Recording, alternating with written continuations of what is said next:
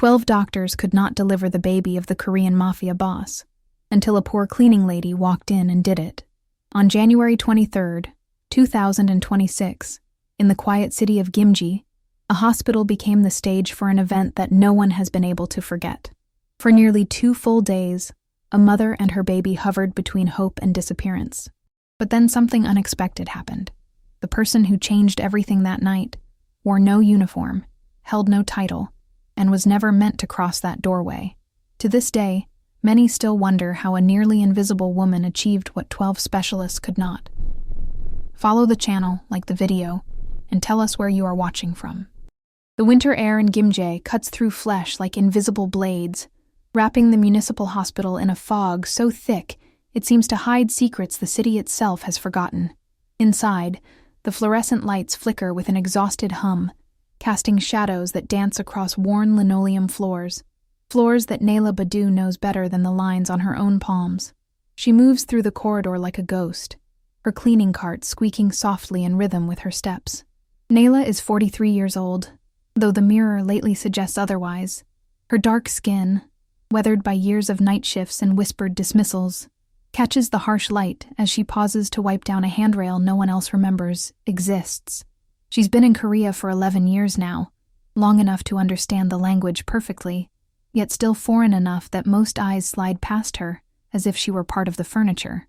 Tonight, though, something feels different. The hospital pulses with an energy Naila recognizes from somewhere deep in her bones, the kind of tension that precedes either miracles or tragedies, and sometimes both at once.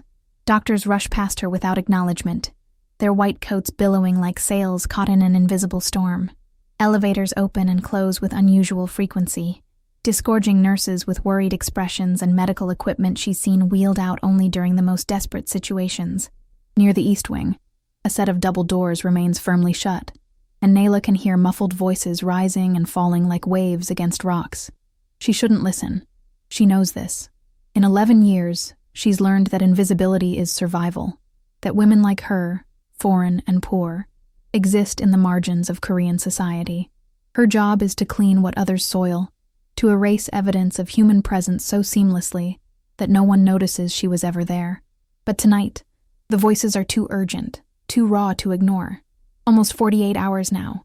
The position is impossible. We've tried everything. Hayrim. So, you understand who her husband is? Naila's hands freeze on her mop. Hayrim. So, she's heard that name whispered in hospital corridors before, always accompanied by carefully measured tones and averted gazes. The wife of Mujin Ri, a businessman whose name alone makes administrators straighten their spines and nurses check their words twice. A young resident stumbles out of the double doors, his face pale beneath the harsh lights. He leans against the wall, sliding down until he's sitting on the floor Naila cleaned just an hour ago. She watches as he presses his palms against his eyes, and she sees his shoulders shake with something between exhaustion and despair. 12, he whispers to no one in particular. 12 of us and we can't do anything. Naila feels her heart contract. 12 doctors. 48 hours.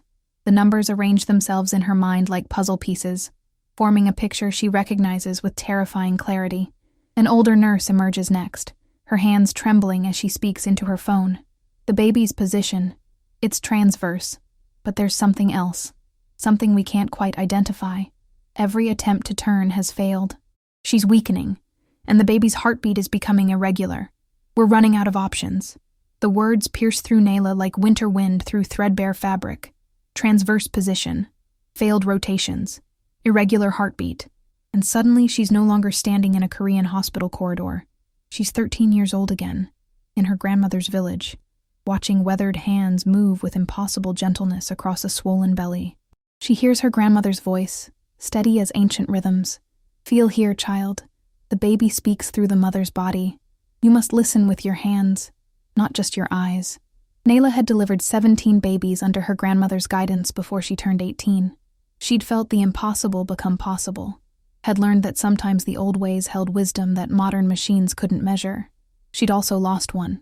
A memory she's buried so deep, it lives in her bones rather than her mind. A mother who didn't survive. A family that blamed the young girl with presumptuous hands. It was part of why she'd left. why she'd crossed oceans to become invisible in a country that would never fully see her. But now, standing in this corridor with her cleaning cart and her invisible existence, Nayla feels something she hasn't felt in 11 years. A pull stronger than fear, more insistent than survival instinct. She abandons her cart and walks toward the double doors. A security guard steps in front of her immediately. This area is restricted. I know, Nayla says, her voice emerging rougher than she intended. But I need to speak with someone. I can help. The guard's expression shifts from stern to bewildered. You're the cleaning woman. Yes. Nayla meets his eyes, and something in her gaze makes him step back slightly. But I've done this before. I know what's happening in there. The nurse who'd been on the phone turns, her eyebrows raised. Excuse me? Nayla's heart pounds so hard she can feel it in her throat, but she forces the words out. The baby, transverse position with complications you can't identify. I've seen this. I know how to help. The corridor falls silent. Several doctors have emerged now, staring at her with expressions ranging from confusion to outright offense. One of them, a senior physician whose nameplate reads Dr. Kang, crosses his arms. This is absolutely inappropriate, he says coldly. Security, please remove her. But before the guard can move, Nayla takes one more step forward. Her voice, when it comes, carries the weight of every life she's ever helped bring into the world, every impossible situation she's witnessed, transform into joy. I can feel what your machines can't see. Please, let me try. For a moment, nothing happens. The hospital seems to hold its breath, suspended between dismissal and desperate hope. Then the double doors open, and through them, Nayla glimpses a woman on the bed, exhausted, pale, her hand clutching the rail as another contraction seizes her body. Their eyes meet across the impossible distance. And Nayla knows. She knows the way her grandmother knew, the way generations of women have known, passing down wisdom that predates ultrasounds and monitors. She can help. The security guard reaches for her arm, but his radio crackles to life. A voice, calm, cold, carrying absolute authority, cuts through the static. Bring her to the observation room, now. Every face in the corridor registers shock. The guard's hand drops. Sir? He stammers into the radio. You mean the cleaning? You heard me. The voice doesn't rise, doesn't need to. The woman who says she can help. Moojin Ri wants to see her. The observation room exists in a space between worlds. Sterile white walls, a single glass window overlooking the delivery room, and an atmosphere so thick with tension that Nayla feels it pressing against her skin like a physical weight. She's never been in this part of the hospital before. Cleaning staff don't venture here, where decisions about life and death are made by men in expensive suits and doctors with decades of credentials hanging on their walls. Moojin Ri stands with his back to her, hands clasped behind him, staring through the glass at his wife. Nayla has seen powerful men before, has cleaned the offices of hospital administrators, has emptied the trash bins of department heads who barely registered her existence. But this man radiates something different. Not cruelty, not anger, but a control so absolute it seems to bend the air around him. He doesn't turn when she enters. The security guard who escorted her shifts uncomfortably near the door, as if uncertain whether he should stay or flee. Tell me, Moojin says, his voice quiet but carrying effortlessly across the room, why a cleaning woman believes she can accomplish what 12 trained physicians could not. Nayla swallows hard. Through the glass, she can see Hei Rim on the bed, her face glistening with perspiration, her chest rising and falling with exhausted breaths. Medical equipment surrounds her like mechanical sentries. Monitors displaying numbers that Nayla can't read but somehow understands are growing more concerning with each passing minute. Because I've done this before, Nayla answers, keeping her voice steady despite the trembling in her hands. In my village, before I came to Korea, my grandmother was a traditional birth attendant. She taught me traditional methods. Dr. Kang has entered the room behind her, and his voice drips with dismissal. Mr. Ri, with all respect, this is madness. We're dealing with a high-risk situation that requires modern medical intervention, not folk remedies from... I asked her to speak. Moojin interrupts, still not turning around. Not you. The doctor's mouth snaps shut. Nayla watches his jaw work, swallowing words that might cost him more than he's willing to pay. Mujin finally turns, and Nayla meets his eyes. They're dark, calculating, but beneath the surface she recognizes something she's seen in mirrors during her loneliest nights: desperation wearing the mask of control. "My wife," he says slowly, each word measured like precious currency, "has been in labor for 48 hours. 12 specialists have examined her. They tell me the baby's position makes natural delivery impossible without risking both their lives. They want to perform a surgical procedure, but her condition has deteriorated to the point where even that carries unacceptable risk." He pauses, and for the first time, a crack appears in his composure. "So I ask you again, why should I trust you?" Through the glass, Nayla watches as another contraction seizes Hayrim. The woman's hand grips the bed rail so tightly her knuckles turn white, and a sound, small, animal, devastating, escapes her throat. Something passes between them in that moment, something that transcends the barriers of language, class, and circumstance. Woman to woman, mother to the memory of all mothers. "Because," Nayla says softly, "I can feel what they can't see. The machines show you numbers, positions, measurements, but they don't show you the baby's intention, the way the body speaks in languages older than hospitals. Your wife is fighting. The baby is fighting. But they're fighting separately, and that's why it's not working." "This is ridiculous," Dr. Kang mutters, but no one acknowledges him.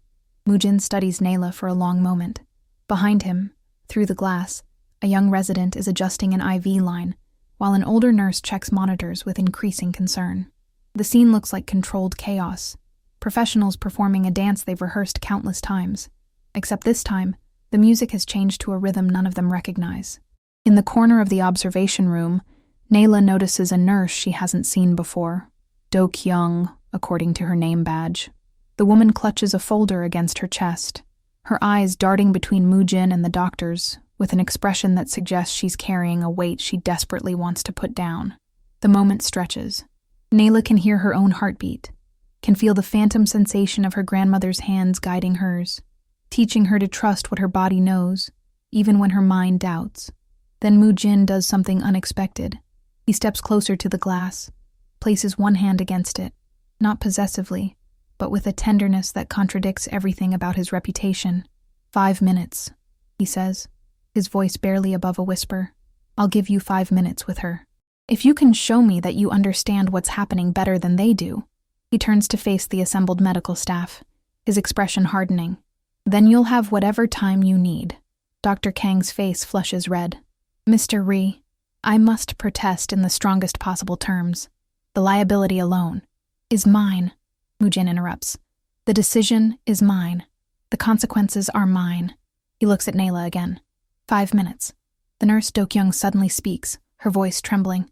"Sir, there's something in the medical history that—" "Not now," Mujin cuts her off, but Nayla catches the flash of panic in the nurse's eyes before she falls silent. As security escorts Nayla toward the delivery room, she hears Dr. Kang's furious whisper to a colleague. "If we allow this woman to touch Mrs. Ri, we're admitting that we failed. Do you understand what that means for all of us?" The words follow Nayla through the corridor like ghosts. She understands now. This isn't just about saving a life. It's about hierarchy, reputation, the careful structures that keep some people visible and others forever in shadow. But as the doors to the delivery room swing open, and she sees Hayrim's face turn toward her with something that looks almost like hope, Nayla knows she's already crossed a line from which there's no return. The nurse Do Kyung appears at her elbow, still clutching that folder, and whispers urgently, "You should know, this isn't the first time Mrs. Ri has faced complications. There's history here, history that no one's talking about." Before Nayla can respond, before she can ask what that means, she's inside the room. The machines beep their urgent rhythms. Hayrim's eyes lock onto hers, and Nayla realizes that whatever happens in the next 5 minutes will either save 2 lives or destroy 3.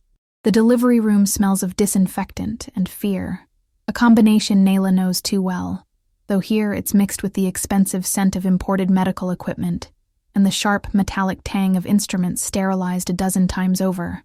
Her worn shoes squeak against the polished floor as she approaches the bed, and she's acutely aware that every eye in the room is watching her with varying degrees of skepticism, hope, and outright hostility. Hayrim lies on the bed like a warrior who's fought too many battles without rest. Her hair, once probably carefully styled, now clings to her forehead in damp strands. Dark circles shadow her eyes, but when she looks at Nayla, there's something in her gaze that cuts through the exhaustion, a desperate, raw pleading that needs no translation. "Please," Hayrim whispers in Korean, her voice hoarse. "Please help my baby." Nayla's hands begin to tremble, not from nervousness about the task ahead, but from something far deeper, a memory she's kept locked away for 11 years, buried under layers of survival and intentional forgetting. The last time she attempted to help with a complicated delivery, she was 17 years old. The mother's name was Amara. The baby was positioned wrong. The labor had gone on too long. And despite everything Nayla tried, despite every technique her grandmother had taught her, she couldn't save them. She can still hear Amara's final breath, still see the family's faces transforming from hope to horror to rage. They'd blamed the young girl who dared to think she could play at being a healer. They'd called her cursed. They'd driven her from the village with stones and words that cut deeper. That failure lives in Nayla's bones.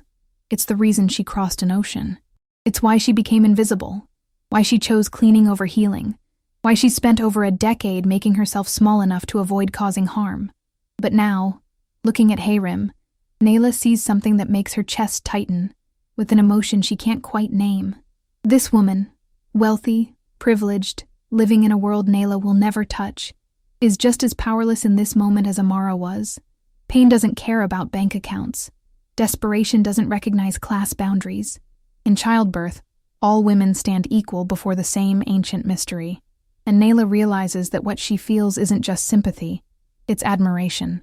Hayrim has endured 48 hours of agony, has faced the limits of modern medicine, has watched 12 specialists fail, and still, she's fighting, still hoping, still believing that somehow, impossibly, there might be a way through. "I need everyone to step back," Nayla says quietly, surprised by the steadiness in her voice. "Give me space to examine her." Dr. Kang makes a derisive sound. "You're not qualified to—" The clock is running. Mujin's voice cuts through the speaker system from the observation room. She has 4 minutes left. The medical staff reluctantly moves back, forming a semicircle of white coats and crossed arms.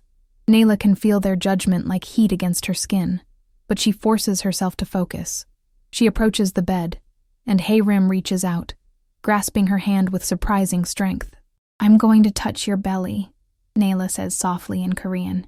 "Not to hurt you, just to listen, to understand what your baby is trying to tell us." Hayrim nods, tears streaming down her temples into her hair. Nayla places her hands on the swollen abdomen, and immediately, she feels it, the echo of her grandmother's teachings flooding back through her fingers like muscle memory awakening after years of sleep. She closes her eyes, blocking out the monitors, the fluorescent lights, the watching doctors. There's a language here older than machines, spoken in the subtle movements beneath skin and muscle. The baby is transverse, yes, lying sideways across the womb. But there's more. Nayla's fingers detect a slight asymmetry, a tension on the left side that suggests the umbilical cord is creating resistance.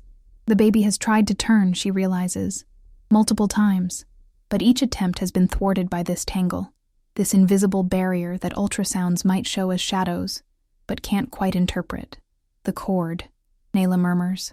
"It's wrapped, but not around the neck, around the shoulder, creating a tether." One of the younger residents, a man named Han Seok, whose name badge catches the light, leans forward despite himself. "How can you possibly know that?" "Because I can feel the baby trying to move away from it," Nayla explains, her hands still moving gently across Hayrim's belly. Every time he attempts to rotate, the resistance increases. He's not stuck because of position alone. He's stuck because he's fighting against his own lifeline. Another contraction begins. Hayrim's body tenses, and Nayla feels the baby shift. A small movement, barely perceptible, but it confirms what she suspected. The child is strong, still fighting, but exhausting himself with each failed attempt. "There's a technique," Nayla says, opening her eyes to look at the assembled staff. "It requires patience, timing, and trust. We have to wait for the exact moment between contractions when both mother and baby are resting. Then, with precise pressure and positioning, We can encourage the baby to slide past the cord resistance rather than pull against it. Dr. Kang shakes his head. That's not a medically recognized procedure. You're describing something that exists only in folklore. Folklore that saved lives for centuries, Nayla counters. And for the first time, there's steel in her voice. Through the speaker, Mujin's voice. 2 minutes remaining. Nayla looks down at Hiram, and the woman looks back with eyes that hold galaxies of hope and terror. In that moment, Nayla makes a decision. Not for redemption, not to prove anything to the doctors, but because this woman, this mother, deserves someone who will fight as hard as she's fighting. I'm going to start, Nayla says. Hold on to me. Breathe with me. Trust me. Hiram nods, squeezing Nayla's hand. But just as Nayla begins to position her hands for the technique, just as she prepares to attempt what she hasn't done in 11 years, the monitor's steady beep suddenly transforms into a sharp, urgent alarm. The baby's heartbeat has flatlined. The room erupts into controlled chaos, and someone shouts for the surgical team. The alarm screams through the delivery room, like a siren announcing the end of the world. Nurses rush forward, their movements practiced and swift, but Nayla sees the fear beneath their professional masks. Dr. Kang shoves past her, his hands already reaching for instruments, his voice barking orders that blur together into an incomprehensible storm of medical terminology. Get her out of here, he snaps at a nurse, gesturing toward Nayla. Security, remove this woman immediately. But Nayla doesn't move. Her hands remain on Hiram's belly, and beneath her palms, she feels something the monitor can't show. A flutter, faint but unmistakable, like a butterfly's wing beating against glass. The baby hasn't stopped. The baby is hiding, retreating inward, conserving energy in a way that registers to machines as absence, but feels to Nayla's trained fingers like the quietest form of survival. Wait, she says, her voice barely audible over the chaos. Wait, please. Get her out, Dr. Kang roars, and 2 security guards appear in the doorway, moving toward Nayla with apologetic but determined expressions. Then, cutting through everything like a blade through silk, comes Mujin's voice over the speaker. Stop. The entire room freezes. Even the nurses pause mid-motion, glancing toward the observation window where Mujin stands, his silhouette dark against the backlit glass. Stop, he repeats, quieter this time but somehow more commanding. Let her finish. Dr. Kang whirls toward the window, his face flushed with fury and disbelief. Mr. Ree, with all due respect, your son is in distress. Every second we waste, my son, Mujin interrupts, and there's something in his tone that makes everyone in the room understand why people speak his name with careful voices. Is my concern, not yours. The woman stays. The doctor's jaw works silently. Nayla can see him calculating, weighing his career against his conscience, his professional judgment against the implicit threat in Mujin's words. Finally, he steps back, but his eyes promise that this isn't over. In the sudden quiet, broken only by the alarm's continued shriek, Nayla closes her eyes again and focuses. She blocks out everything. The watching staff, the threatening doctor, even Mujin's presence in the observation room. There's only Hiram's body beneath her hands, and the tiny life within it, and the ancient knowledge that pulses through Nayla's fingertips like a second heartbeat. Turn off the monitor, she says. Absolutely not, Dr. Kang snaps. Turn it off, Mujin commands. Now. After a moment's hesitation, a nurse reaches over and silences the alarm. The sudden absence of sound is so complete, it feels like the room has been submerged underwater. Nayla can hear her own breathing, can hear Hiram's ragged gasps, can almost hear the collective held breath of everyone watching. She moves her hands to a specific point on Hiram's abdomen, lower left, where she felt that subtle resistance. I need you to trust me, she whispers to Hiram in Korean. Your baby is still here. He's just resting, saving his strength. We need to help him, but we have to be gentle, patient. Hiram's eyes, wide with terror moments ago, search Nayla's face. Whatever she sees there must offer some comfort, because she nods weakly. Behind them, Nayla hears whispered conversations. She catches fragments. The young resident Han Seok, speaking urgently to a colleague. Reviewing the file, there's something irregular in the previous medical history, and the nurse Do-kyung's sharp intake of breath, followed by, not supposed to mention that. It was sealed. Somewhere in the observation room, Mujin's phone buzzes. Through the glass, Nayla glimpses him pulling it from his pocket, looking at the screen, and his face, already severe, goes pale. He types something quickly, then shoves the phone back into his pocket with a violence that suggests whatever message he received wasn't welcome. But Nayla can't focus on these peripheral mysteries. Her entire being is concentrated on the life beneath her hands. She begins the technique her grandmother taught her, a careful manipulation of pressure points, a gentle encouragement rather than force. It's less about moving the baby than about creating space for the baby to move himself. "Breathe with me," she tells Hayrim. "In and out, in and out." They breathe together, two women from completely different worlds, synchronized in the most ancient of human rhythms. And slowly, impossibly, Nayla feels something shift. Not a dramatic movement, but a subtle unwinding, like a knot beginning to loosen. The baby is responding. Dr. Kang has moved to the corner of the room where he's speaking in hushed, angry tones with two other physicians. Nayla catches words like liability, lawsuit, and professional review board. She understands that even if she succeeds, there will be consequences. The medical establishment doesn't forgive those who make them look inadequate, especially not cleaning women who dare to succeed where trained specialists failed. Do-kyung sidles closer to the bed, that ever-present folder still clutched against her chest. "You should know," she whispers to Nayla, so quietly that only she and possibly Hayrim can hear. "This pregnancy wasn't supposed to be possible. Mrs. Rhee had complications years ago. The records were altered, hidden. Someone made sure no one would know." Before Nayla can ask what that means, before she can process this new information, Hayrim gasps, not in pain this time, but in surprise. "I felt him move," she whispers, tears streaming down her face. "I felt him actually move." Nayla nods, her own eyes burning with tears she won't let fall. "He's listening to us now. He's trying." The room has gone silent again, but this time it's different. The skeptical medical staff has moved closer, drawn by something they can't quite explain. Even Dr. Kang has stopped talking, his eyes fixed on Nayla's hands. Then Mujin's phone buzzes again. This time everyone hears it through the speaker system.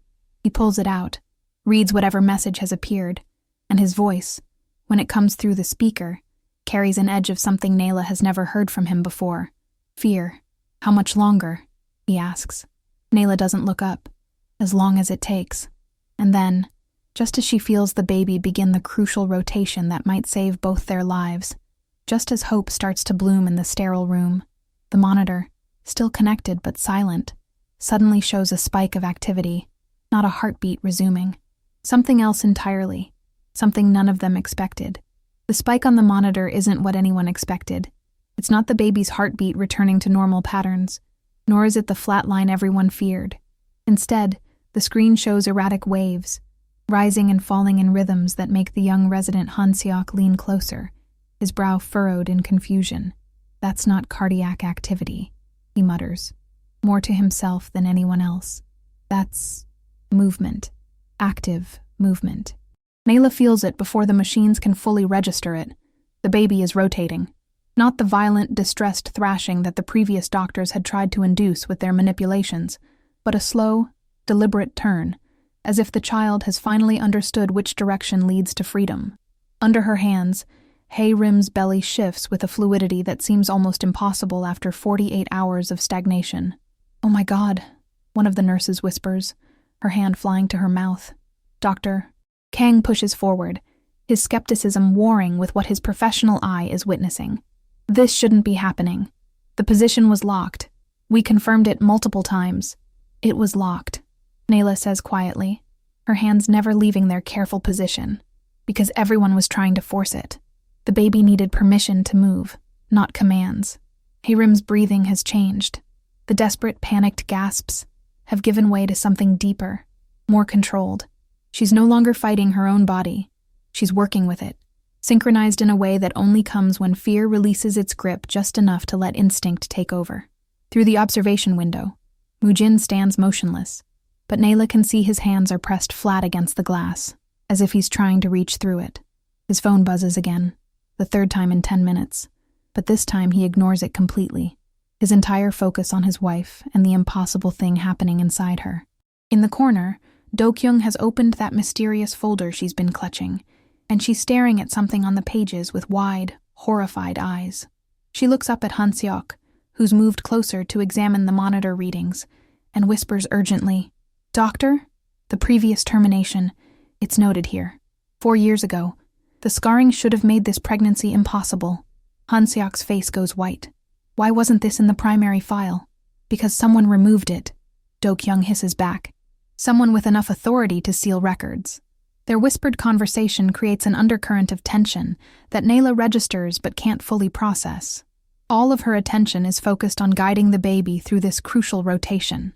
She's repositioned Hae-rim 3 times now, using angles her grandmother taught her, tilting the pelvis, elevating certain pressure points, creating pathways that modern obstetrics might dismiss as superstition, but that Nayla knows, in her bones, are as real as gravity. "Almost there," she murmurs to Hae-rim. "Your son is so strong, so brave. Just a little more." The baby completes another quarter turn, and suddenly, miraculously, Nayla feels the resistance release. The umbilical cord, which had been creating that subtle tether around the shoulder, slides free. It's the gentlest of movements, barely perceptible, but it changes everything. Dr. Kang, despite his earlier hostility, has moved to the foot of the bed, and Nayla sees his expression shift from skepticism to something approaching awe. "The presentation is changing," he says, his voice stripped of its earlier condescension. "He's moving into vertex position." "Head down," one of the nurses translates unnecessarily, her own voice trembling with emotion. But Nayla knows they're not finished yet. The hardest part is still coming, keeping the baby in this new position long enough for him to engage properly, to commit to the path that will lead him safely into the world. One wrong move, one moment of panic from either mother or child, and they could lose all this progress. "Hae-rim," Nayla says, and the use of the woman's first name feels simultaneously presumptuous and completely natural. "I need you to stay absolutely still for the next few minutes. I know you're exhausted. I know every instinct is telling you to push, to act, to do something. But right now, stillness is action. Can you do that for me?" Hae-rim nods, and the trust in her eyes is so complete, so absolute, that Nayla feels the weight of it settle on her shoulders like a physical thing. This woman, who has every material comfort, every privilege that money and status can provide, has placed her life and her child's life in the hands of someone the world has taught her to overlook. The room has fallen into an almost reverent silence. Even the machines seem to beat more quietly, as if they too understand the sacredness of this moment. Nayla's hands work with a precision that surprises even her, muscle memory from years ago combining with instincts she didn't know she still possessed. Outside the delivery room, Nayla can hear activity, footsteps rushing past, urgent voices discussing something she can't quite make out. Through the observation window, she sees Moo-jin finally pull out his phone and read the accumulated messages. His face transforms from stone to something that might be anger or might be fear. With someone like him, it's hard to tell the difference. He types something quickly, viciously, then shoves the phone into his pocket. When he looks back through the glass, his eyes meet Nayla's for just a moment, and she sees something in them that makes her breath catch. Desperation wrapped in determination. The look of a man who's used to controlling everything suddenly confronted with the one thing he can't command. Han-seok has moved to examine the monitor more closely, his finger tracing the patterns on the screen. "The heart rate is stabilizing," he announces, and there's wonder in his voice. "It's still lower than ideal, but it's consistent, regular, because he's resting," Nayla explains, feeling the baby settle into his new position beneath her hands. He's been fighting for so long. Now that he's found the right path, he needs to gather strength for the final push. Dr. Kang opens his mouth. Whether to agree or argue, Nayla will never know, because at that exact moment, the delivery room door bursts open. A man in an expensive suit rushes in, followed by 2 others who have the unmistakable bearing of security personnel. The man's face is flushed, his breathing labored as if he's been running. "Stop everything," he demands, his voice carrying the authority of someone used to being obeyed. "By order of the hospital board, this unauthorized procedure must cease immediately. Mrs. Ree is to be prepared for emergency surgical intervention." But before he can finish, before anyone can react, the monitor emits a sound that stops everyone mid-motion. A strong, steady, unmistakable heartbeat, and then the screen goes completely black. The blackness of the monitor screen seems to swallow all sound in the delivery room. For 3 endless heartbeats, no one moves, no one breathes, as if the entire hospital has been suspended in a moment between catastrophe and miracle. The man in the expensive suit stands frozen in the doorway, his mouth still open around words that have lost all meaning. Then chaos erupts. Nurses rush toward the equipment, hands flying over buttons and switches. Dr. Kang barks orders about backup monitors and system checks. Someone yells for the technical team. The overhead lights flicker once, twice, as if the building itself is responding to the crisis. But Nayla doesn't move. Her hands remain on Hayrim's belly, and what she feels there tells a completely different story than the panic around her suggests. The baby's movements beneath her palms are calm, rhythmic, purposeful. There's no distress in the way he shifts, no desperate thrashing of a child in danger. If anything, he feels more settled than he has since she first touched him. "Everyone stop," Nayla says, but her voice is too quiet, swallowed by the commotion. A nurse has connected a portable monitor, her hands shaking as she tries to get a reading. Dr. Kang has moved to manually check Hayrim's pulse, his professional mask cracking to reveal genuine fear beneath. The man from the hospital board is shouting into his phone about liability and lawsuits and emergency protocols. Through the observation window, Mujin has both hands pressed against the glass now, his knuckles white with pressure. His phone is buzzing incessantly in his pocket, creating a vibration that Nayla can somehow feel even from across the room, as if the urgency of whoever is trying to reach him has become a physical force. "Everyone stop!"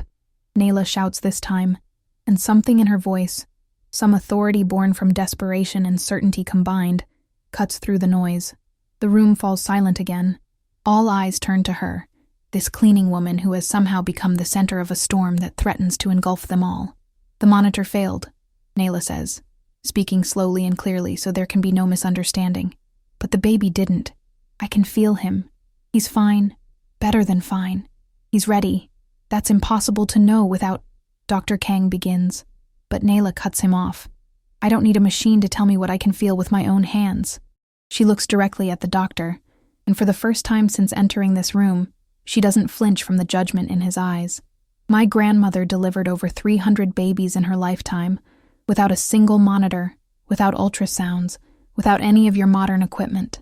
She taught me that a mother's body speaks if you know how to listen.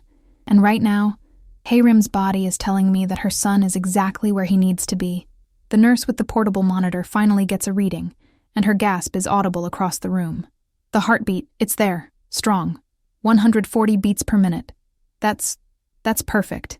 Hanseok moves to verify, his eyes widening as he confirms the reading. "She's right. How did you—" But Nayla is already focusing back on Hayrim, who has been watching this entire exchange with eyes that seem too large for her exhausted face. "You heard that?" Nayla asks gently. "Your baby is strong. He's just been waiting for the right moment. And I think that moment is now." The man from the hospital board has ended his phone call, and he's staring at Nayla with an expression that combines outrage with unwilling fascination. "This is highly irregular. I have direct orders to—" "You have orders." Mujin's voice crackles through the speaker system, and there's something new in his tone. Not just authority, but warning. To leave that room immediately. Unless you want to explain to me personally why you thought interrupting my wife's delivery was more important than following my explicit instructions. The man pales. He looks around the room as if searching for support, finds none, and backs toward the door. "Mr. Rhee, I was simply following protocol. Out." The single word carries enough weight to make the man stumble in his haste to comply. His security personnel follow, leaving the delivery room suddenly, blessedly quieter. In the aftermath of their departure, Nayla becomes aware of something she hasn't noticed before. The subtle change in atmospheric pressure that precedes a birth. It's not something medical textbooks describe, but every experienced midwife knows it. The way time seems to slow and compress simultaneously, how the air grows thicker, how everything that isn't essential falls away until there's only mother, child, and the ancient dance between them. "Nayla," Hayrim whispers, and hearing her own name from this woman's lips sends a shiver through Nayla's entire body. "I'm scared." "I know," Nayla replies, and she squeezes Hayrim's hand. no longer as caregiver to patient, but as one human being to another. But fear is just love wearing a different face. You love your son so much that the thought of anything happening to him terrifies you. That fear is proof of how good a mother you already are. Through the observation window, Nayla sees Mujin pull out his phone one more time. Whatever message he reads makes his entire body tense, and she watches as he types a response with such force she's surprised the screen doesn't crack. When he looks back through the glass, his eyes find hers, and in them she reads a question he can't voice. Can you really do this? Nayla doesn't nod, doesn't make any reassuring gesture. She simply holds his gaze and lets him see the truth in her eyes. She doesn't know, but she's going to try with everything she has. Do-kyung has moved closer, that folder still in her hands, and she leans down to whisper something to Hiram that Nayla can't quite hear. Whatever it is makes Hiram's eyes fill with fresh tears, but she nods, and when she looks at Nayla again, there's a new determination in her face. I'm ready, Hiram says. Tell me what to do. Nayla positions her hands one final time, feeling for the baby's exact location, confirming what her instincts have been telling her. When the next contraction comes, she instructs, I need you to work with it, not against it. Let your body do what it knows how to do. Trust it. Trust yourself. Trust. The contraction hits like a wave, and Hiram's entire body responds. Nayla guides rather than forces, encourages rather than commands, and for one perfect moment, everything aligns. Mother, child, gravity, time. The baby begins his descent, and then, without warning, every light in the delivery room goes out. Darkness swallows the delivery room for exactly 7 seconds. Nayla counts them, each one stretching like an eternity, before the emergency backup lights flicker to life, bathing everything in an eerie red glow that makes the medical equipment look like artifacts from another world. In those 7 seconds of absolute blackness, something shifts. Not just the power grid, but something deeper, more fundamental. When the red lights illuminate the room, Hiram is holding her son. No one can quite explain how it happened. The delivery itself occurred in that pocket of darkness, as if the baby had been waiting for the world to look away before making his entrance. The medical staff stands frozen, staring at the impossibility before them. A healthy newborn, crying with strong, indignant lungs, cradled against his mother's chest, while she weeps tears that could be joy or relief, or disbelief, or all three at once. Dr. Kang is the first to move, his professional training overriding his shock. He approaches to examine the infant, but his hands tremble slightly as he reaches out. I don't understand. The position was impossible. The delivery should have required exactly what it got, Nayla says quietly, stepping back from the bed. Her legs suddenly feel weak, as if all the strength she borrowed from her grandmother's memory has drained away now that it's no longer needed. The main power returns with a fluorescent hum, and the regular lights chase away the red glow. In normal illumination, the scene looks almost mundane. Just another birth. Just another mother and child. But everyone in the room knows they've witnessed something that will haunt their understanding of medicine for years to come.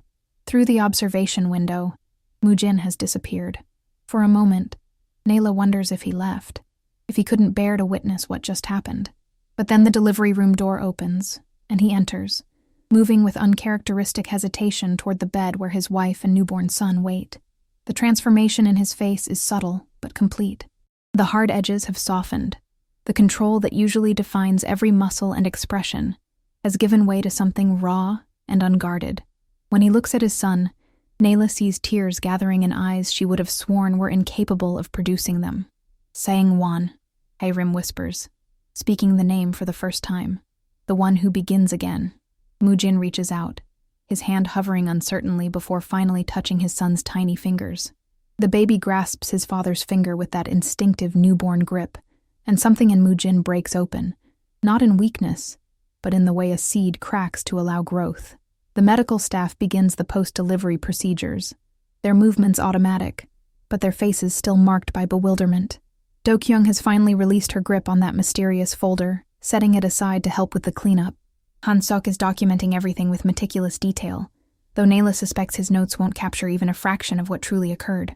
Nayla backs toward the door, ready to slip away unnoticed as she's done for 11 years. But Mujin's voice stops her. Wait. She freezes, one hand on the door handle. He doesn't turn from his family, doesn't even look at her, but his words carry across the room with perfect clarity. Thank you. 2 words. Simple. Insufficient. But the way he says them, stripped of authority, heavy with genuine gratitude, transforms them into something more. An acknowledgement. A recognition that she exists, that what she did mattered, that she is visible. Nayla nods, though he can't see it, and slips out into the corridor. The hallway is chaos. Apparently, the power outage affected the entire hospital, and staff members rush past dealing with the aftermath. No one notices Nayla, which suits her fine. She makes her way toward the service elevator, her mind already cataloging the tasks she needs to complete before her shift ends in 3 hours. But she only makes it halfway down the corridor before she hears footsteps behind her. Not the hurried steps of medical personnel, but measured, purposeful strides that make her spine straighten instinctively. She turns to find Mu-jin approaching, and the contrast between him now and the man in the observation room is startling. He's taken off his jacket, loosened his tie, and there's a vulnerability in his posture that seems impossible for someone of his reputation. I need to know, he says, stopping a respectful distance away. Why you helped us. You could have walked away.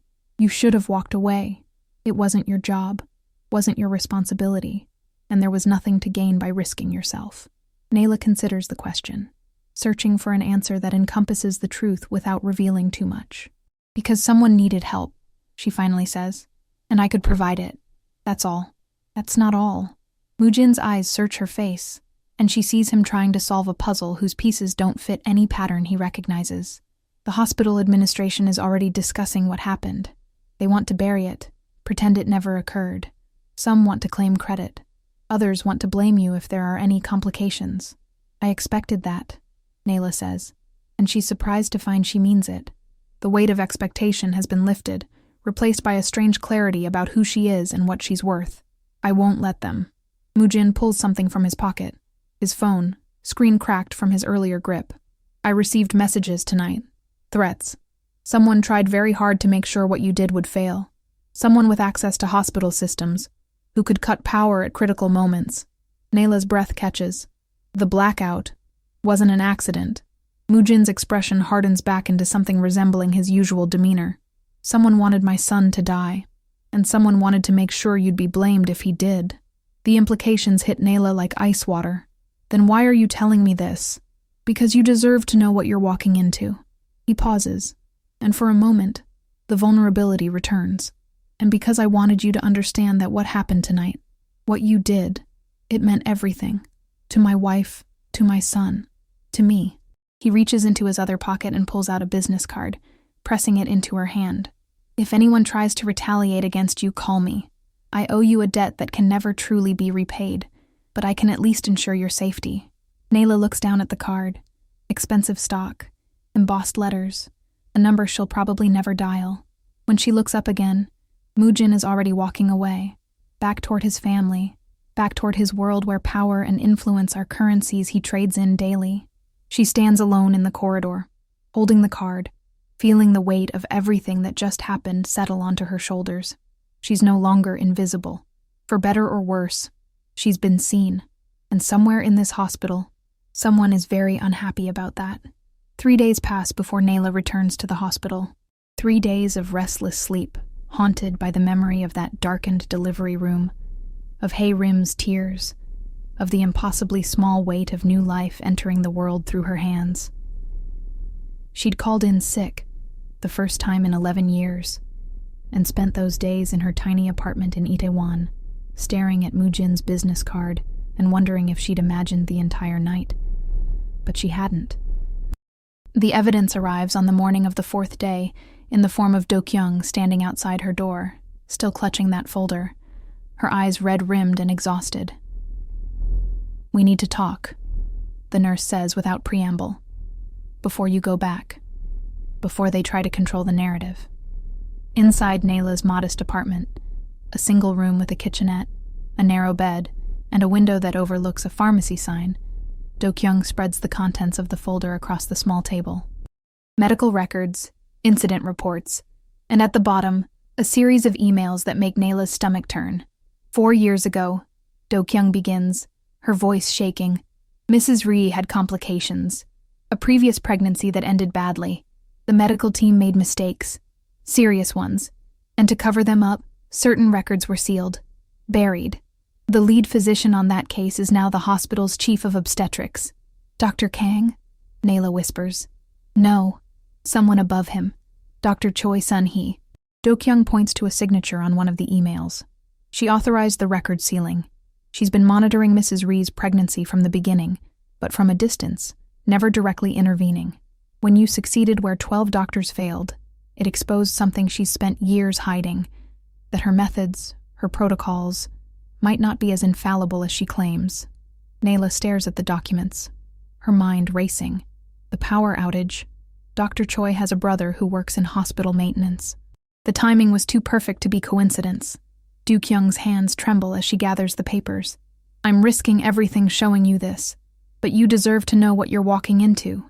They're going to try to discredit you, maybe even accuse you of endangering the patient. Then why go back at all? Nayla asks, though she already knows her answer. Because if you don't, they win. They bury what happened, and nothing changes. Do-kyung meets her eyes. And because Mrs. Ree has been asking for you. Every day. She wants to thank you properly. When Nayla finally returns to the hospital that afternoon, she's prepared for hostility. What she doesn't expect is the crowd. Word has spread. Hospital staff, patients, even people from outside, all gathered in the main lobby, their conversations falling to whispers as she enters in her cleaning uniform, pushing her familiar cart. The walk to the administrative office feels endless. Every eye follows her. Some faces show curiosity, others suspicion. A few rare ones display something that might be respect. She's never been so visible in her life, and the weight of it makes her shoulders ache. Dr. Choi Sun-hee waits in a conference room, flanked by 2 administrators and a man in an expensive suit who introduces himself as the hospital's legal counsel. The chief of obstetrics is a woman in her 50s, with silver hair pulled back severely and eyes that could freeze water. Ms. Badu, she begins, her tone professionally neutral, but carrying an undercurrent of ice. We need to discuss what occurred 3 nights ago. Your unauthorized intervention in a high-risk delivery has raised serious questions about hospital protocols and liability. Nayla sits across from them, her hands folded in her lap, and says nothing. We understand you may have had good intentions, the legal counsel continues, but your actions circumvented proper medical authority. We need to ensure this never happens again. We're prepared to offer you a severance package in exchange for your resignation and a signed non-disclosure agreement. They're trying to pay her to disappear, to become invisible again. 3 days ago, Nayla might have taken it. The money would be more than she's ever had, and invisibility has always been her safest option. But then the conference room door opens, and Hae-rim walks in. She shouldn't be here. She should still be recovering, resting. But she enters with her husband beside her, carrying little Sang-won in her arms, and the presence of the infant transforms the sterile corporate atmosphere into something charged with undeniable truth. I'm sorry for the interruption, Hae-rim says, though her tone suggests she's not sorry at all. But I heard you were meeting with the woman who saved my life, and I thought my voice should be part of that conversation. Dr. Choi's expression tightens. Mrs. Ree, this is a personnel matter. This is my life matter, Hae-rim interrupts, and there's steel in her voice that Nayla has never heard before. 12 of your specialists told me my baby would die. 12 of them walked away. This woman, she gestures to Nayla, saw what they couldn't see, felt what their machines couldn't measure, and brought my son safely into this world. With all respect, Dr. Choi says carefully, medical outcomes don't change the fact that protocols were violated. Then your protocols are inadequate. Mujin speaks for the first time, and his quiet authority silences everyone. And if your institution values protocols over results, over lives, then perhaps we need to reconsider our continued association with this hospital. The threat hangs in the air, unspoken but clear. Mujin's family has donated millions to this hospital. His influence extends into every corner of Korean business and society. Crossing him would be institutional suicide. But before Dr. Choi can respond, Hae-rim crosses to where Nayla sits and does something that stops time itself. She bows. Not a slight nod, but a full, formal bow of deep respect, the kind reserved for honored teachers, for those who have given gifts that can never be repaid. Thank you, Hayrim says, her voice breaking, for seeing me when no one else would, for believing in me when I'd stopped believing in myself, for bringing Sangwon home. Nayla rises instinctively, her own eyes burning with tears. She returns the bow, not as subordinate to superior, but as equal to equal. Two women who found each other in the darkest moment and created light. The administrators shift uncomfortably. The legal counsel clears his throat. Dr. Choi's carefully constructed composure cracks just slightly. Mrs. Ri has decided to name our son Sayang-won, Mujin says into the silence. It means the one who begins again, because that night, we all began again. My wife began again as a mother. My son began his life, and He pauses, and Nayla sees vulnerability flash across his features. I began again as someone who understands that power and money mean nothing if you can't recognize wisdom when it appears in unexpected forms. He looks directly at Dr. Choi. Ms. Badu will continue her employment here, with a formal commendation in her file, and a salary increase reflecting her true value. If anyone retaliates against her in any way, they'll answer to me personally. Are we clear? The silence that follows is answer enough. As they leave the conference room, Hayrim touches Nayla's arm gently. Will you visit us? I'd like Sayang-won to know the woman who brought him into the world. Nayla nods, unable to speak past the emotion in her throat. Later, alone again with her cleaning cart in the familiar corridors, Nayla understands what's changed. Not her circumstances. She's still a cleaner, still foreign, still poor, but she's no longer invisible. She's been seen, truly seen, and that sight has given her back something she lost 11 years ago in a village across the ocean. Her own worth, her own voice, her own place in the world. And as she cleans the same floors she's cleaned 1,000 times before, she does so with her head held higher, knowing that sometimes the greatest miracles aren't found in machines or protocols or titles, but in the courage to trust what your hands remember and your heart knows to be true. In the end, what happened in that quiet corner of Gimji was not just a moment of survival, but a reminder of how many lives change in the shadows, unnoticed, uncelebrated, carried by hands the world rarely sees. Nayla stepped into a room where she did not belong, guided not by status or authority, but by a quiet courage shaped through years of silence and resilience. Her choice echoed far beyond that hospital door, revealing that sometimes the greatest acts of humanity come from those who have been overlooked the most. But ask yourself, if you had been in her place, standing before people who doubted your worth, would you have stepped forward? Would you have spoken up when every part of the world told you to stay invisible? Or would fear have silenced you the way it silences so many? These questions linger because they are not about Nayla alone. They are about all of us, and the hidden strength we underestimate until life demands it. So as the story fades, let it stay with you. Let it remind you that every person carries a history you cannot see, and sometimes the smallest act of belief can shift an entire destiny. And perhaps, somewhere deep within yourself, you already know the truth this night revealed, that courage does not wait for permission. It simply steps forward,